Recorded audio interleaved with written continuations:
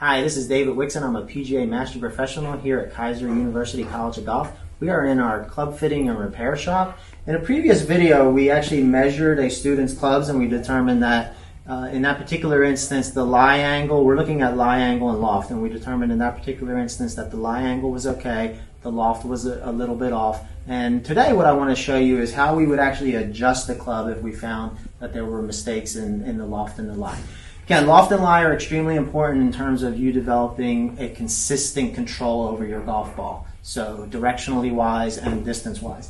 In this particular club, we've got a measurement of 62 degrees for the lie angle, and we have a loft of 31 degrees. This particular club should have a loft of 32 degrees, so I'm going to bend the loft. And for this particular student, actually needs a lie angle that's about 2 degrees flat of what this is currently registering.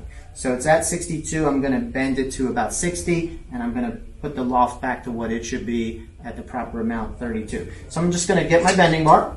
The first thing I want to do is, again, I want to bend this 2 degrees flat on the lie angle, so I'm coming in from the side. I want to line my bar up perfectly parallel with the shaft, or in line with the shaft, and I usually use a reference point to the front of the machine, so I'm parallel to that. A little bumping action will bend that. A forged golf club, extremely easy to bend. Cast clubs can be bent, but not as easily as forged, so you got to be careful with those. So there we go. We had it at 62.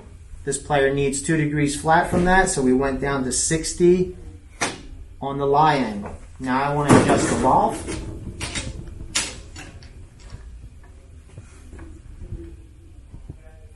So again, you got to be very careful. And by the way, it wouldn't normally be me doing this for the students' clubs. We actually show them how to do this, and they can do it themselves, and they can adjust their clubs accordingly. But for this one, I'm going to adjust the loft. I'm going to pull this towards me. The way I always explain it to my students is if I'm trying to add loft, so imagine my hand is the face, my thumb is the shaft. If I'm trying to add loft, I'm going to pull the shaft towards me. If I'm trying to decrease the loft, I'm going to push the shaft back. So in this one, I only got to go 1 degree, but I'm going to pull this shaft towards me, line it up, just a little bump.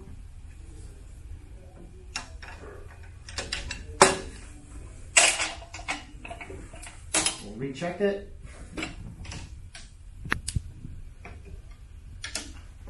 So there we go. We got the lie at 60, and yes, we've moved the loft to 32 degrees. So this club is now what it's supposed to be. This player will experience much more consistency in terms of, especially with the loft angle that was off.